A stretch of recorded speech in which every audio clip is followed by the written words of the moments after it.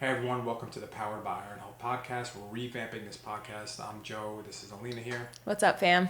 We're going to be really talking about how to create a community that raises the standard of health and wellness. We're revamping this podcast not to only be about fitness and physical therapy, but about your mindset and about how to make sure you're fully rounded in health and wellness, because there's a lot of things out there that aren't very specific or great, and we're trying to bring greatness to your life.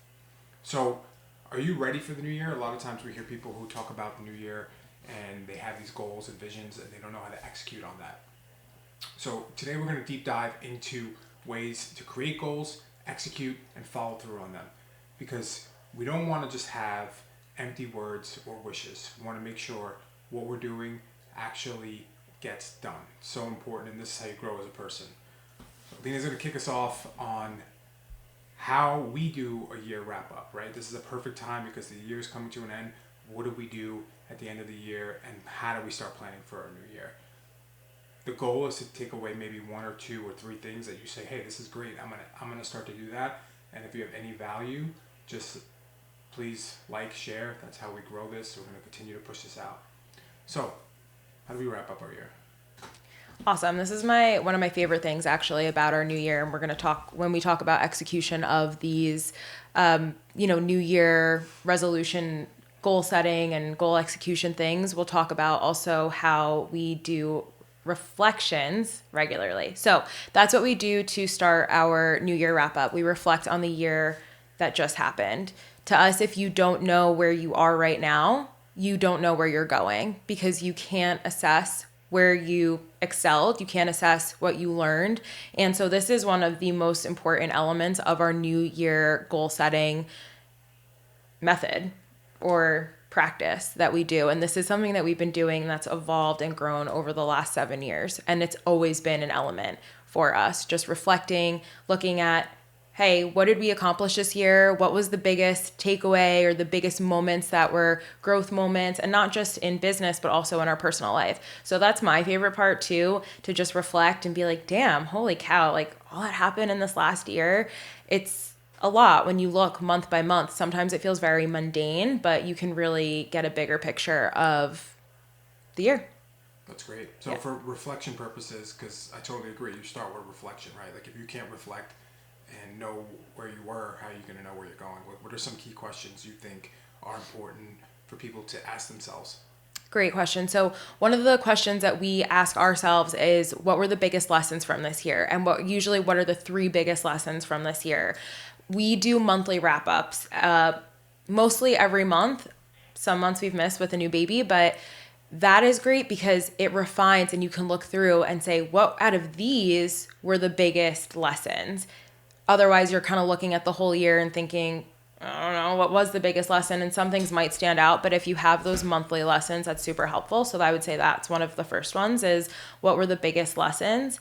And also, I like, how are you different this year than last year? That's another question that we use in our monthly wrap up. And that's a question that I like to look at towards the end. What are some of yours? I like those two. I think your biggest lessons, how are you different? And then where did you fall short? Like if you're doing this every year and you have specific goals, like what areas that you need to focus on that you thought you were going to improve on that you didn't? Because if you don't have that listed, then how do you rectify, right? Because in my eyes, a lot of times we set these goals, we set these thoughts in action, but we don't fully execute. And the question is like, hey, okay, I didn't do it. Let's reset it for next year. But there's no deep dive and real reflection on why, because I think the why is way more important than anything else. So those are big things I ask as well. And then to your point, you were talking about business and personal, right? It's important. Not everyone's a business owner, but everyone, if you have a job, you should be looking at that. Like if you are growth oriented, you should still be asking questions like, did I grow? Do I have aspirations to grow? How much am I pushing myself? But we ask these questions for personal and business, especially since we're kind of fully integrated in the two things. So I like that concept. And honestly, I like the concept of having the 3, right? So on a reflection phase, what you said was, what did I learn, right? What are my 3 biggest lessons? How am I different? And then I said, where did I fall short? because that's where you know your weakness is. So having those 3 solid questions can really give you a baseline of reflection. You can, in my eyes, you can go so deep into this and really go balls to the wall and ask so many different things, which we do. But I think simplicity, we've been focused on that a lot this year. I think simplicity is key to say, great, let's keep it simple, let's keep it structured. I would say also look at how much time you have to devote to goal setting. If you have a day, you want to spend at least a third of your day looking at your reflection from the last year. Take a deep dive and really look at it. And I would also say, you just reminded me of a simplify, right? So if you're thinking about where you spent the majority of your time, we also come up with a word of the year, and that you might want to look at for the year before. If I had to sum this up, what would it be? So you can add that to the reflection too. Like, what would be my biggest word from this past year, so that you can create a word for the upcoming year too. So the past reflection one is like analyzing the year. Is that what you're saying? Yeah, analyze the year. Like, if you had to sum up what that year was it intentional? For us, it's going to be simplify. And when we created a word for the beginning of last year, mine was intention. And they go hand in hand. We're intentionally simplifying our life this past year. So that's an extra practice. It's a little bonus to the 3 things that we said for the reflection. Yeah, that's a great, create your word and reflect. And what was your word? What encompassed the year? How do you sum it up in one word? That's true simplification there. I like that a lot. So obviously that is the part of reflection. That's how to wrap it up. Now, if you own a business, you dive more into specifics of numbers and metrics and stuff like that. So this can open a whole wide array of things. Like, you have to see what works for you. Like, ours is very in depth, obviously, but that simplification aspect is start with something. Because if you don't start with something, a year will become 2, will become 5, become 10, and then you look back at 10 years and you're like, what the hell happened? 10 years just went by and nothing happened, nothing excelled, I didn't move forward. No growth. Yeah. And then you have regret. Like, so don't have that regret. The other aspect, right, once you do a reflection, which Alina was saying, a third of the day. Yeah, I would spend a third of the day. Yeah, I agree.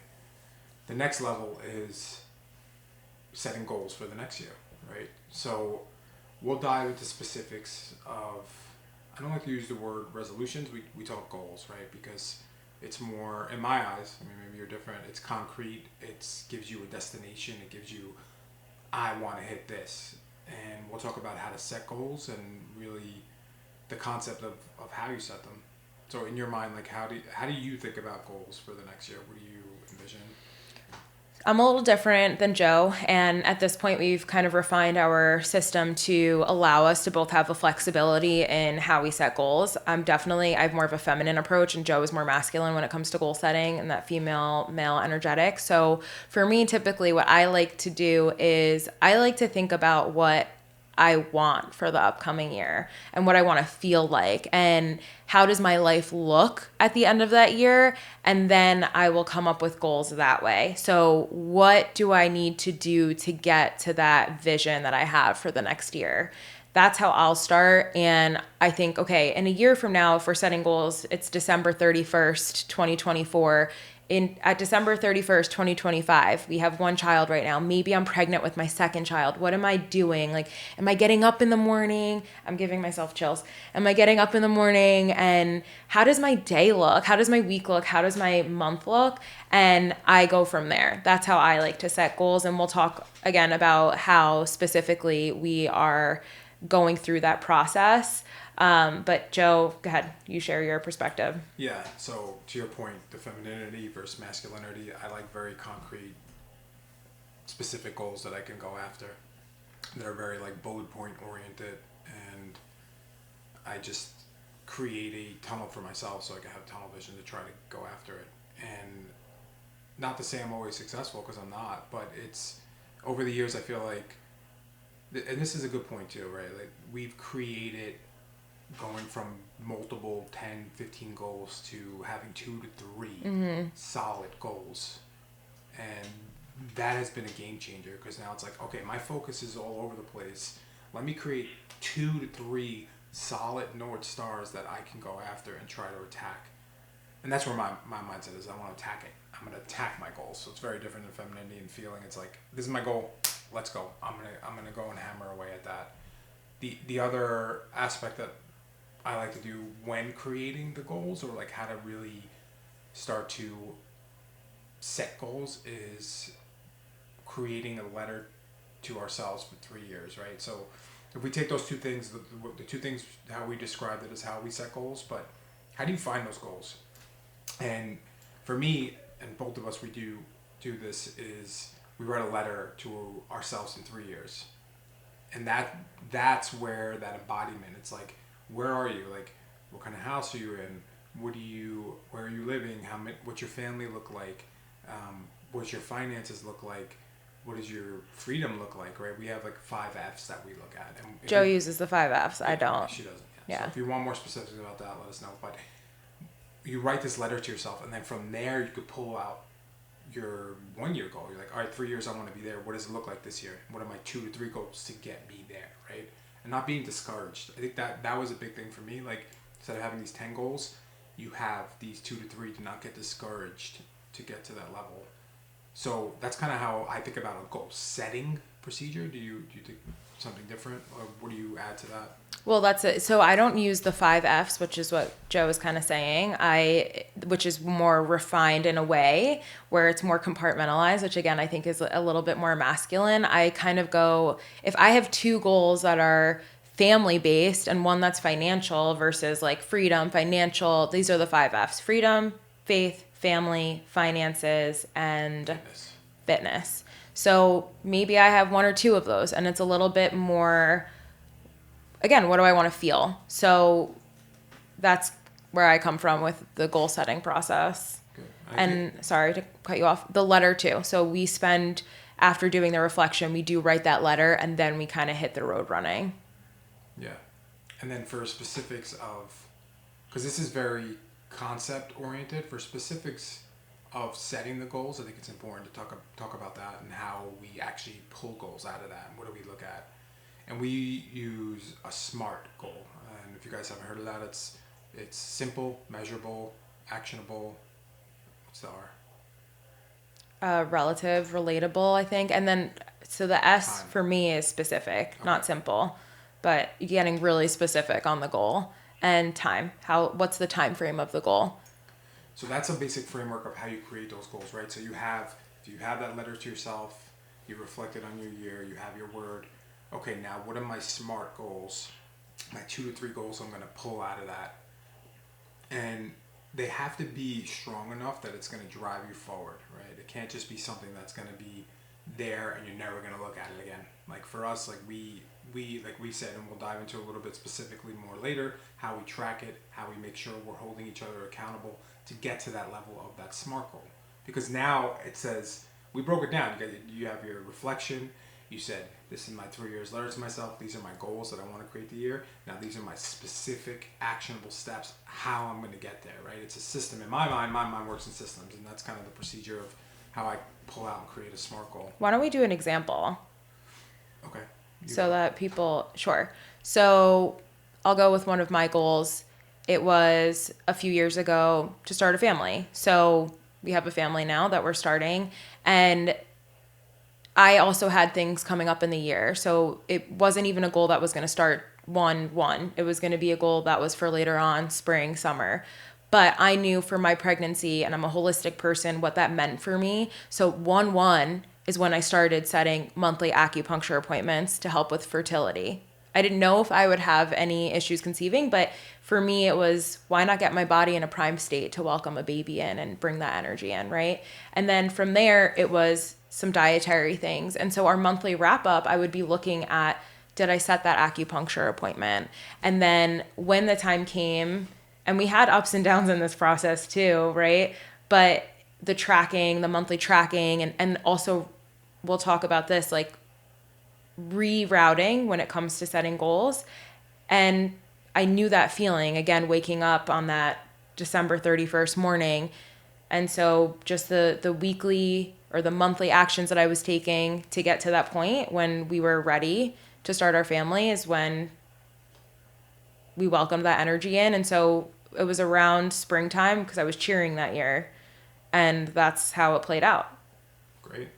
I think that's a good example. And again, the points of the important thing is to do what flows with you. You know, Alina's is very much like that was like a little bit broad of like starting that family, that feeling. Mine would be, let's say, for example, a fitness goal. Like I want to lose 20 pounds by this date, right? Having something simple, measurable, actionable, and then creating the steps underneath that. And we kind of touch base there a little bit on the execution, which we'll go into next, because a goal without an execution plan is just a dream, right? Like how do you start to execute?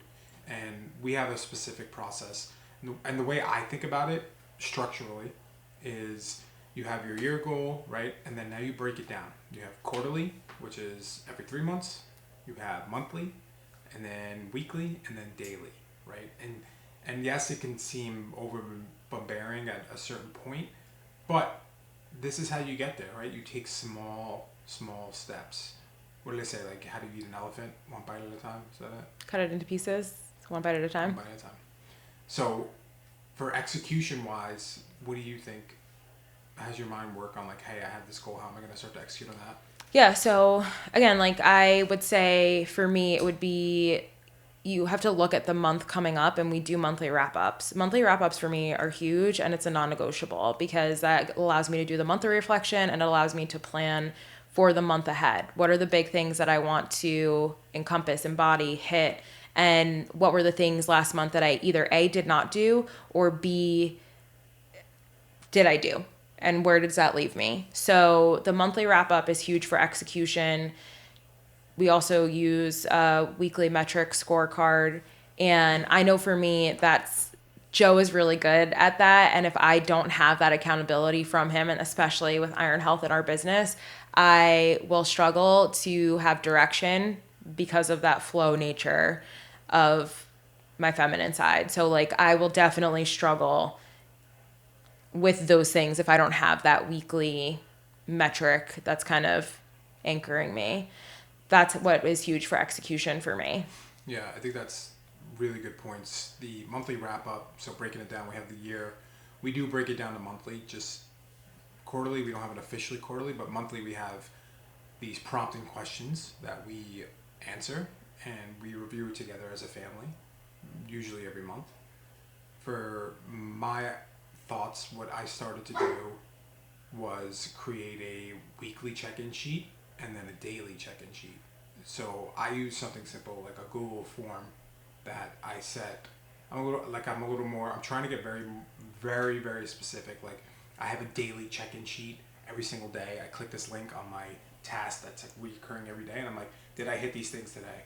And then it just goes into a sheet. And then at the end of the week, it's like, how did you do this week? And you click it, and now I review it, right? And then now at the month, I bring that to the month. So you're just stacking the deck. You're just saying daily to weekly to monthly to yearly, like what is happening along the process, and where are you consistently, like for example, if fitness is one of yours, like where are you consistently falling short? Are you not exercising every day or 5 times a week? Whatever your goal is, are you not tracking your food?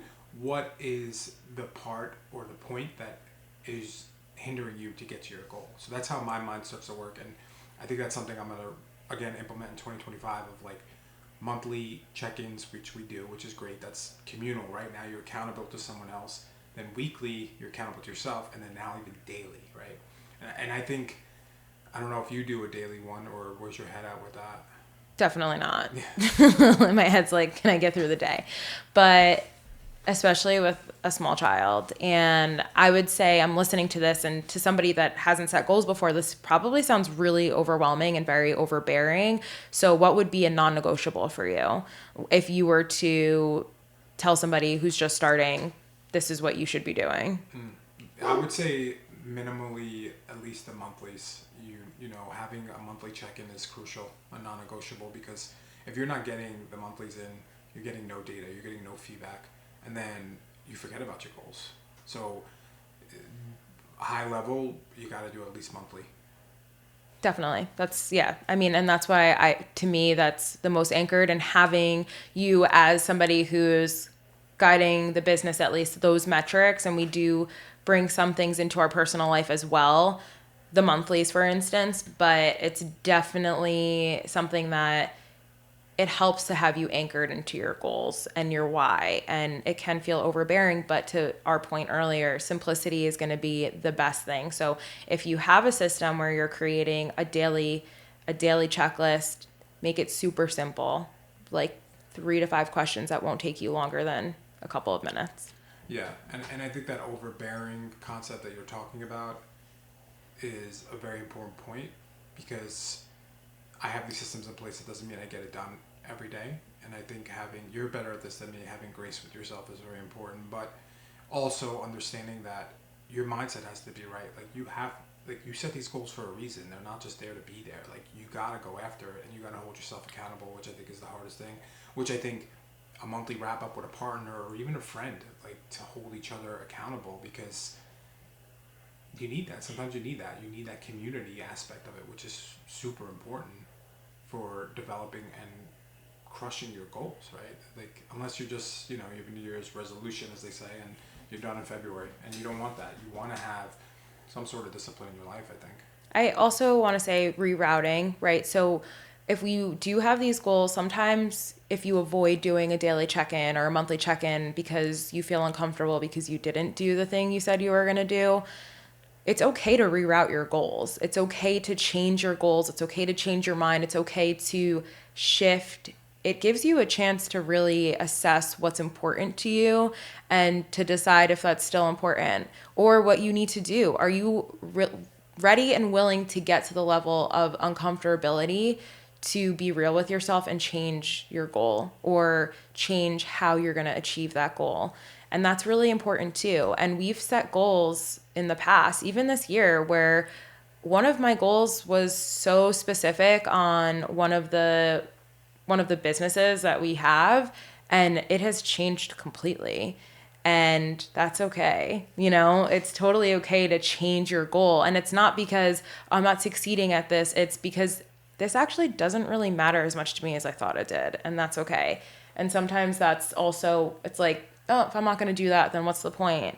But there is a point, and that's part of the doing is learning in that. So I think, having an open mind to changing your goals, allowing things to change is really important. I think it's really good advice, having the feedback. And that's the biggest thing with this, right? At least you're tracking something and you're seeing where your life is. And yes, it may change, but you still have those North Stars you're chasing after, but you can adjust it instead of just putting it to the bed and saying, I'm not even going to do this because of this. Like, you know what? I'm going to start to look at this year. Like, we did that this year in our 6 month. We were like, we got to, at least I did. I got to adjust some goals because one, they don't matter, or two, it's like, this is probably unattainable at this point. So it's okay to do that. Like, you don't have to be super strict with it. So I think that's really good advice.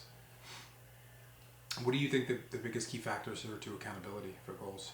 Definitely, last year we did a goal setting session with friends, and that was really cool. We'll probably do that again this year. We used to go away every year to make it fun and just go to a cabin and set goals for the weekend for New Year's, and it was really great. We probably won't do that, but making it fun, doing something fun around it, making it a ritual, and having friends, a partner, business partner, relationship partner, just somebody that you're sitting down and doing this with and you're talking about it with, normalizing it. That's what I think the biggest key to accountability is, and setting it on your schedule. At least, I mean, we're not as regimented as setting our monthly check-ins a year in advance, but we'll do it, the end of the month's coming up, let's do it like a week out, 2 weeks out, and we set a meeting for ourselves with the understanding, especially with a child, if we don't have childcare at that time, that it can change, but it's having that appointment and it's in the schedule, and at least we can adjust it if we need to. Yeah, I totally agree with that. The accountability aspect of like the friends component, because now you're a community. The second level is like put it in your schedule. Don't, to your non-negotiables, like at least a month, have it in your schedule. Don't falter from that, because then you're both accountable, or you and your friend are accountable, and that's what it takes to hit goals, right? They say you are the 5 people you spend the most time with. Find someone who's going to help up level you. So very good advice.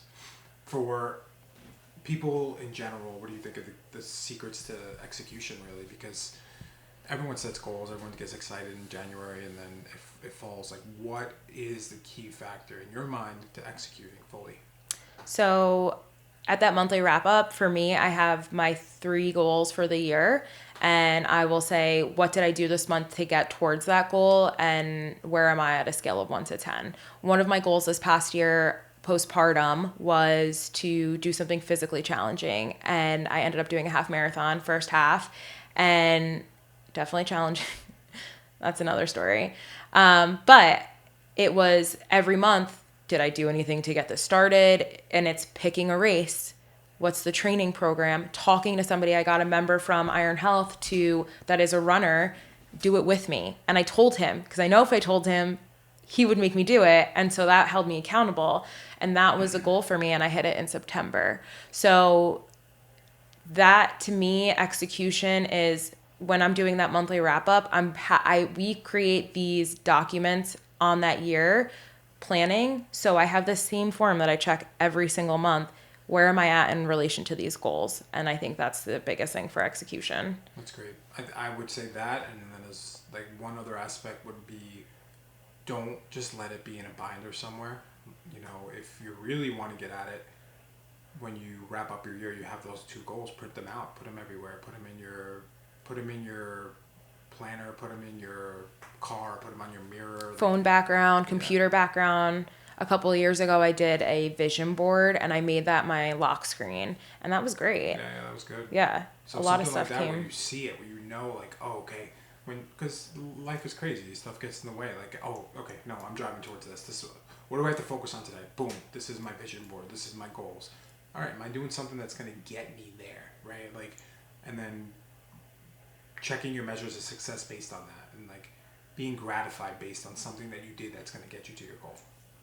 So I totally agree with that.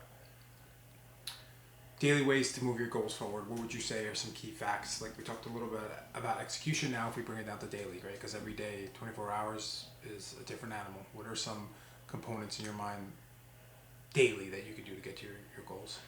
I'm struggling with this right now, so I don't even feel integritous talking about it. And I think you can, because I really don't. I think for me, if I'll look more weekly and I'm more on the fly, kind of off the cuff kind of person, especially right now, especially with baby, especially with scheduling. Like I've been going to the gym weeklies, Tuesdays, because we have a sitter here at that time.